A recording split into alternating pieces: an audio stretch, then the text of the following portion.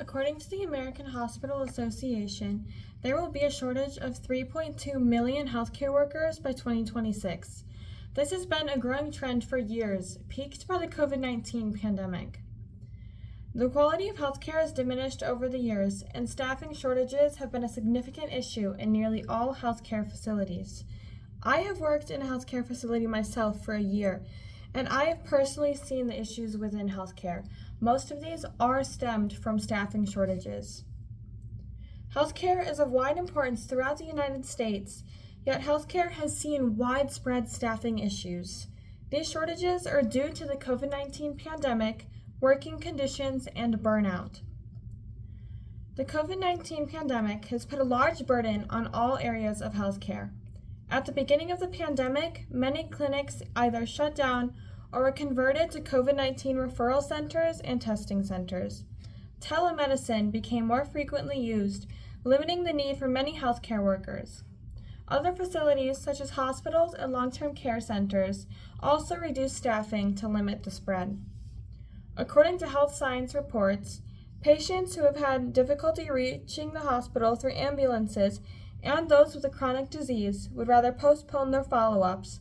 Outpatient hospital activities were limited to urgent cases, and all scheduled activities were interrupted. Long-term care facilities housing residents with declining immune systems face extra challenges.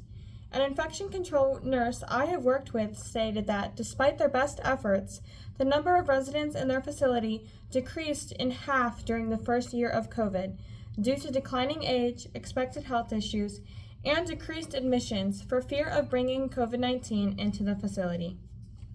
This has brought on continued short staffing. Facilities trying to hire more staff are still having difficulties doing so. In addition to the COVID-19 pandemic, working conditions raise turnover rates and contribute to staffing shortages. Working conditions expose healthcare workers to dangerous situations, which can lead to stress and eventual turnovers.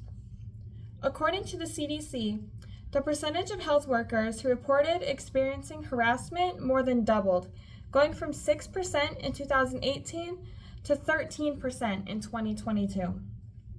The CDC also states, in 2022, 78% of health workers agreed or strongly agreed that they trusted management, compared to 84% in 2018. The declining trust in management can put a burden on healthcare workers, potentially causing them to seek out more trusted positions. Another statistic listed by the CDC states, in 2022, the percentage of health workers who intended to look for a new job increased to 44%, up from 33% in 2018. Combined with working conditions, burnout is also a significant factor in stress in healthcare. According to the Center for Disease Control and Prevention, in 2022, 46% of health workers reported feeling burned out often or very often, compared to 32% in 2018. As a healthcare worker myself, there have been times where I have even experienced burnout. There is never enough time to get everything done in the shift, and I often get home late at night with barely enough energy to brush my teeth and change out of my scrubs before falling asleep the second my head hits the pillow. According to the National Library of Medicine, approximately 1 in 3 physicians is experiencing burnout at any given time. They may not only interfere with our own well-being, but also with the quality of delivered care. Healthcare has overall experienced significant causes of short staffing. COVID-19 has led to diminished staff to limit the spread, and it scares people away from medical facilities.